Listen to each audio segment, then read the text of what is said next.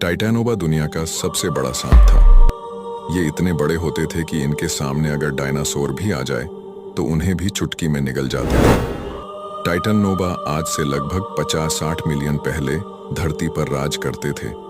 कुछ लोग अभी भी ये दावा करते हैं कि टाइटैनोबा आज भी धरती पर मौजूद है, लेकिन इतने सालों के बदलाव से हो सकता है इसका साइज छोटी हो गए हो, पर फिर भी ये काफी विशाल हो सकते हैं। ये सांप 4-5 फीट चौड़े, 50-60 फीट लंबे हुआ करते थे।